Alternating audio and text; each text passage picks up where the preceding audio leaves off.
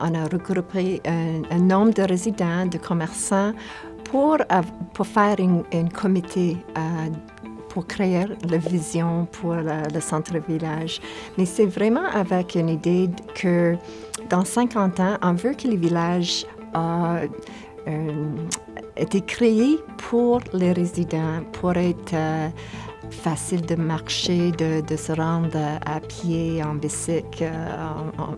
Alors, c'est vraiment de ne pas être dépendante sur l'automobile dans notre village. C'est aussi pour, dans la vision centre-village, on veut conserver des espaces verts aussi. Alors, il y a maintenant des fermes à l'intérieur du village.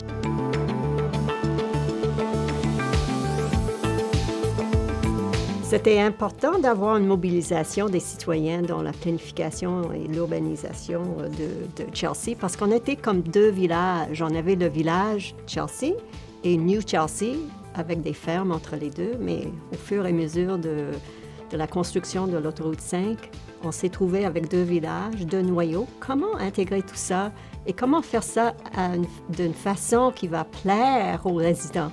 On avait décidé de faire ça, de faire la mobilisation de façon très concrète. C'est-à-dire, on a engagé des consultants qui ont pu nous aider, soit sur la communication, soit sur l'urbanisation.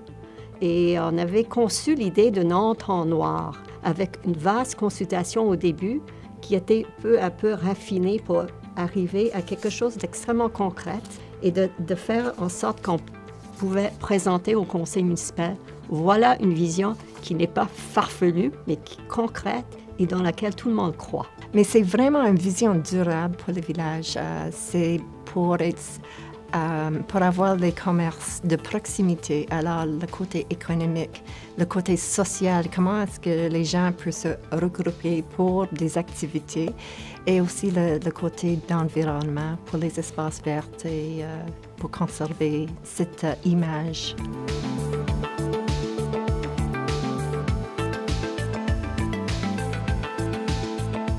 Sentier Chelsea, c'est une organisation à but non lucratif établie en 2009 avec le mandat d'intégrer les sentiers, le réseau de sentiers informels et formels à l'intérieur du territoire de Chelsea qui comprend une partie du parc La Gatineau.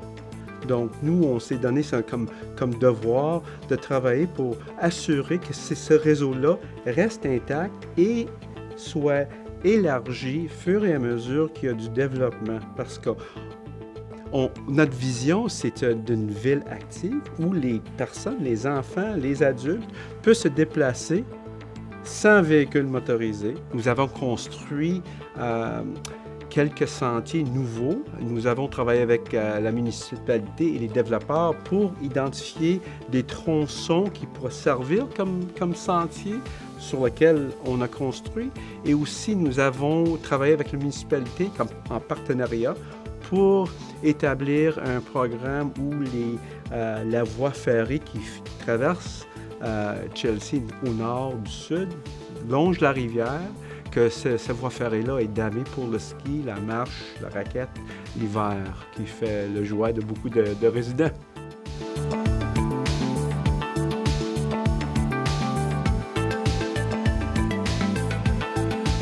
Bien, disons que la politique familiale à Blaucy, ça fait déjà un bon moment qu'on travaille dessus. C'est parti tout ça d'une rencontre qui a eu lieu en juin 2010. C'est une rencontre qui avait été initiée par le conseil municipal et le maire dans le but de discuter du développement de la municipalité. Donc, suite à ça, il y a eu la création d'un comité de développement qui, eux, ont mis en place l'énoncé de la vision de Blaucy 2025 qui s'intitule « Notre grand rêve ». Et cet énoncé-là est venu avec un plan d'action pour attirer de nouvelles familles dans la municipalité de Blaucy.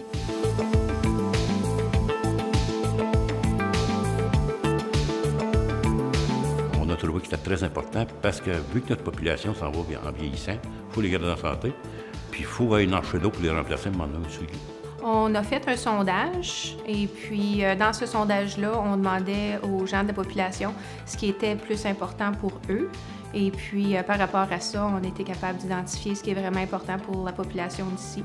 Et puis c'est ça qui les résultats qu'on va pouvoir décider de mettre de l'avant pour vraiment énumérer ce qui est important pour nous. Si la population n'embarque pas, ça ne marchera pas. Il faut que la population embarque avec nous autres pour que ça fonctionne. Moi, vous dire franchement, là, au début, c'était plus difficile un peu, mais après qu'on a eu fait la première audience publique, tout ça, on a senti qu'il y avait une mobilisation des gens pour un intérêt pour la politique familiale. Avec la politique familiale, ce que ça va nous permettre, c'est d'augmenter les activités qu'on a ou d'ajouter à ce qu'on a déjà. Comme présentement, on regarde d'avoir une garderie scolaire qui va être bon pour les familles, pour avoir plus de sécurité, savoir qu'on a un endroit pour nos enfants le matin ou le soir après l'école.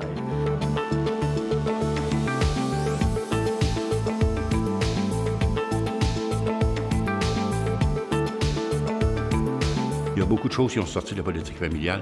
La première des choses, quand on a parlé, ils nous ont parlé, l'éclairage dans la municipalité est adéquat au centre du village, aux extrémités.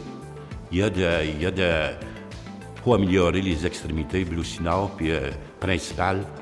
On a les trottoirs. Le village a été refait en œuvre il y a 2 ans. Mais il faut rallonger le trottoir parce qu'on a un regroupement de maisons à l'extrémité du village vers Griseville. Puis pour la sécurité des gens, puis pour les marches à pied, tout ça, ils veulent avoir un trottoir qui va jusqu'en haut. Le plus gros projet qu'on envisage là, pour la politique familiale, c'est d'emmener la piste cyclable au centre du village et après, la rattacher au Mont-Morissette. La politique familiale, elle touche vraiment à tout le monde dans la municipalité.